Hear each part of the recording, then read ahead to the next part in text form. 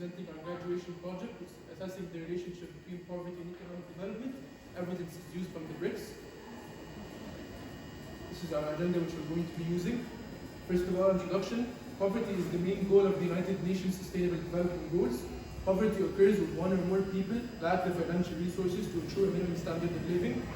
Poor people who live in absolute poverty conduct their day-to-day activities without support and observe economic growth pass them by. Poverty affects the economic development greatly as it creates a huge gap between the rich and the poor, which limits employment opportunities, productivity, along with poor health due to the inappropriate usage of water and inadequate sanitation. As a background for our research, poverty and inequality remain in the BRICS nations in established settings. Consequently, these phenomena diverge greatly in these nations. Nowadays, the BRICS foreign ministers hold meetings to discuss their economic development and COVID-19 challenges faced by them. According to our graphs, the first country is Brazil. Brazil's poverty rates mainly decreased due to its services region, as was persistently more pro-poor than either the services or the industrial sector. Russia's poverty reduction was notable during the early years of the 2000s during the economic development, but declined greatly during the 2008-2009 financial crisis, and despite the increase in government spending assistance, the trend reversed back in 2014. After 2014, Russian President Vladimir Putin and the Federation of Russia, their goal was to reduce poverty by 6.6%, and this can only be achieved by having a growth rate of 4.4%. India, had a significant correlation between the economic growth and rural poverty reduction, and as well as like Brazil and China, it had periods of high inflation, which affected India's poverty.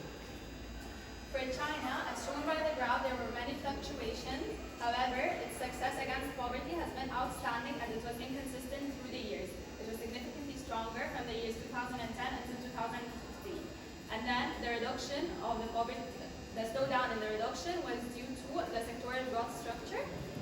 For South Africa, the poverty levels are lower than they were in 1998. South Africa's poverty reduction was aided by strong and inconsistent economic growth from the end of 1998 until 2011. And after that, the reason for the slowdown was mainly that the economy was not producing enough jobs, and then the unemployment rate kept on increasing. Our problem statement, these 5 countries face a significant poverty problem, and this research's purpose was to investigate and examine whether these causes of the poverty were economic in the years 1998 until 2018 or not. These are our 6 research questions. For our research objectives, the main aim was to examine the impact of our independent variables on the dependent variable, which is poverty. The first school, our review of literature, was the classical school by Adam Smith, in which he stated that individuals are responsible for their own fate according to ancient traditions, having decided to become poor.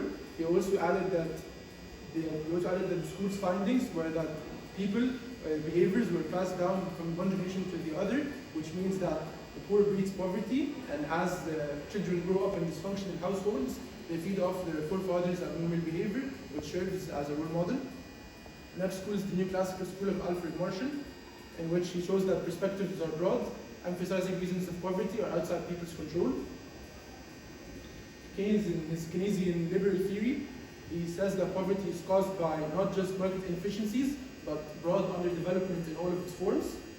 Karl Marx, in his Marxist school, argues that poverty is caused by capitalism and social and political conditions according to class division. After that, we have Amartya Sen with his sense capability theory of approach. Sen says that rather than looking at people's wealth or subjective well-being, the best approach is to measure how well they are living by looking at their ability to live a life that we value. But first, we need to establish an evaluation method to do so. And then we have David Ricardo with his comparative advantage.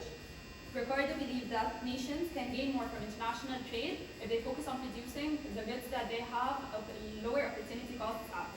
And then his labor theory of value, he believed that the worth of a good may be assessed by the number of employees needed to produce it. And lastly, we have Stephen Raphael with his theory of immigration, which stated that immigration has an indirect effect on poverty because it affects the unemployment rates in the country. According to our empirical review, it's expected that all variables in relation with poverty have a negative relationship, except for unemployment, which has a positive relationship. For our theoretical framework, it shows that there's a double-sided relationship, meaning that the poverty affects the variables as well as the variables affect poverty. For our hypothesis, we developed that it is expected that all variables except for unemployment will have a negative relationship with poverty, and only unemployment will have, it's expected to have a positive relationship with poverty. According to our data description, our data is collected from a 20-year span, 1998 to 2018. Our dependent variable is poverty. We have 6 independent variables, which are life expectancy, government health expenditure per capita, literacy rate, trade openness, GDP per capita, and unemployment rate. This is the proposed general form of our model. For our econometric method, we've used the following tests: the Hosman, the cross-section dependence, the normality, the Banner root, and the normality test. For our models, we've used the common constant model, the fixed effect model SUR, ARDL, and our random effect model. For our data analysis, first we're going to start by the correlation analysis. As shown by the table, the unemployment rate had a very high correlation with the other variables, thus we've dropped this variable. And it's also showed that trade openness was insignificantly correlated with all the variables except for GDP rural, and the rest were significant at different significance levels.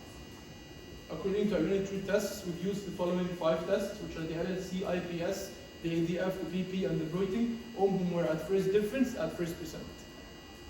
These were the equations used in our models.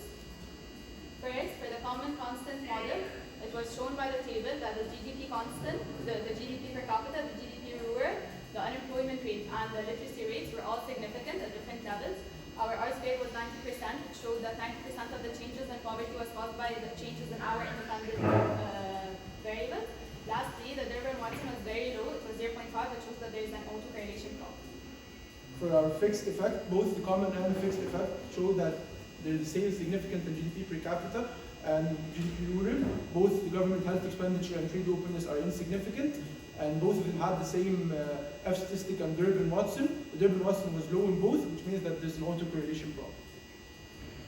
Then, after dropping some of the variables to solve the autocorrelation problem, the new model was with trade openness, government health expenditure, GDP per capita log, and the literacy rate as our independent variables. Here in the common constant model, it was shown that all of the variables were significant except for trade openness, but with a R-squared of 67% and F statistic significant at 12%, and the Durbin-Watson was very, very low, it was 0.13, which is lower than the first model. After that, in the fixed effect, Durbin-Watson increased to 0.58, which was still very low, but it was better than the rest of the models. And it also showed that all the variables were significant except for trade openness. And the R-squared was higher, it was 93%, which was better than the common constant model. In both our random effect and fixed SUR, they have the same significance in all of the variables except the trade openness. And the R-squared in both of them is the same, which shows that there's a 65% variation in poverty, which is explained in all of the variables. For the diagnostic tests used, first we used the Hosman test. The Hosman test showed that the fixed effect model was more reliable than others. And then we have the cross-section dependence test, which showed that there is high dependence between the BRICS nations. For our normality test, we've used this test to state that if there's a probability of more than 5%, then it's normally distributed. Here in our graph, it's 13%, which shows that it's normally distributed. For our heteroscedastic problem, if the probability is less than 5%, then it shows a heteroscedastic problem, and this is the case. For the ARDL model, first we have the Brazil. It showed that all variables are significant at different levels, except for government health expenditure and trade openness. For Russia, all variables were significant at different significance levels, except for poverty and trade openness. Lastly, India, all the variables were significant at different levels. All variables in relation to China and South Africa were the same, except for the government health expenditure in South Africa. GDP per capita and trade openness will have the same significance in both countries. As a discussion of hypothesis, first we've excluded the life expectancy and unemployment hypothesis as we dropped these variables. The only not supported hypothesis was the trade openness because it was insignificant in all our models, and this will be justified later on in our presentation. In conclusion, our tests concluded show that there's a negative relationship with all of the variables, except for poverty and unemployment, which shows a positive relationship. According to the usage of panelist square fixed effect models, most of the variables have proven to be significant in all of the models at different levels. Trade openness, on the other hand, was insignificant in all of the models except one model, which was the random effect model, which shows that trade openness did not have a huge impact on the economic development in the BRICS. And the reason behind that is that there was a study by Dollar and Gray which shows the clearest evidence using a large panel in which they regressed the share going to the lowest income mean per capita. The lowest quintile means the income of households, and as a result they found out that the income of the lowest quintile goes for a 1-to-1 ratio with average incomes. Another study was by Cashin and other researchers in which they analyzed the cross-section of countries. They estimated that the relationship between the economic policies and the Human Development Index correlated with poverty. And the result is that they did not find any significance in which trade openness affects the economic development in the BRICS. As a policy recommendation, first, we recommended that means tested welfare benefits, for example, unemployment benefits or food stamps. Then the minimum wages, which is a minimum wage set by the government that employees should not earn at a level below. Then the free market policies to promote economic growth, which is opening the market for smaller businesses. And lastly, the direct provision of goods and services, for example, free education or free healthcare. Finally, our limitations. The first and main limitation in this paper was the unavailability of the data, especially in South Africa, and in the recent years from 2019 until 2021. And it caused us to omit these years from our paper. And lastly, South Africa, it was one of the BRICS until a very recent year, which is this year. And it caused a limitation because we did not find recent papers to link between BRICS and South Africa. So we did not update our papers because it's very recent and we did not find enough papers for that. We would like to thank Dr.